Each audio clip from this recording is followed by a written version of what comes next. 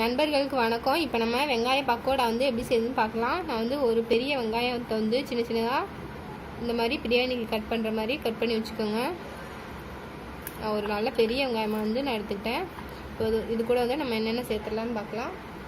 கருவேப்பிலை வந்து நம்மள சேர்த்துக்கோங்க.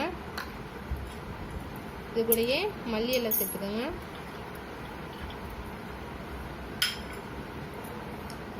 பச்சை மிளகாய் வந்து ஒரு பச்சை மிளகாய் வந்து நான் சேர்த்துக்கிறேன்.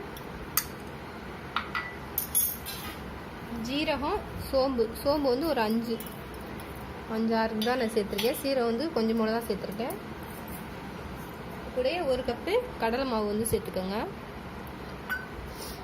நீங்கள் எவ்வளோ கடலை மாவு சேர்க்குறீங்களோ அதோட வந்து அரை கப்பு வந்து பச்சரிசி மாவு சேர்த்துக்கோங்க. நீங்கள் ஒரு கப்பு கடலை மாவு சேர்த்திங்கன்னா அரை கப்பு பச்சரிசி மாவு அந்த மாதிரி வந்து சேர்த்துக்கலாம். இப்போ வந்து மிளகாத்தூள் சேர்த்துடலாம். மிளகாத்தூள் வந்து நான் 1 ஸ்பூன்கிட்ட வந்து சேர்த்துருக்கேன். இப்போ தேவையான அளவு உப்பு சேர்த்துக்கலாம்.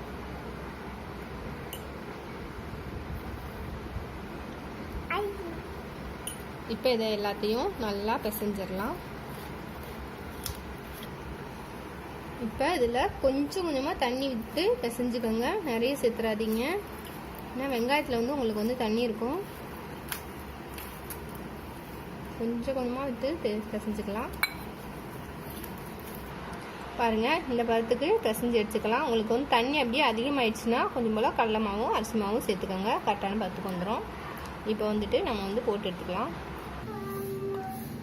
இது கூட கொஞ்சம் போல் பூண்டு வந்து சேர்த்துக்கோங்க.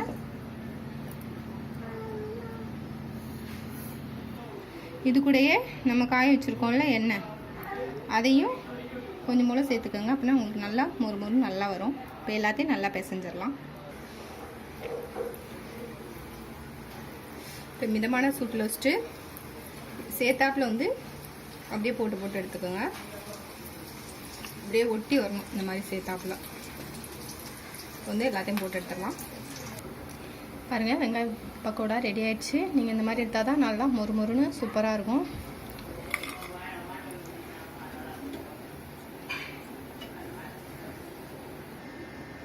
பாருங்கள், உங்களுக்கு வெங்காய பக்கோடா ரெடி ஆயிடுச்சு.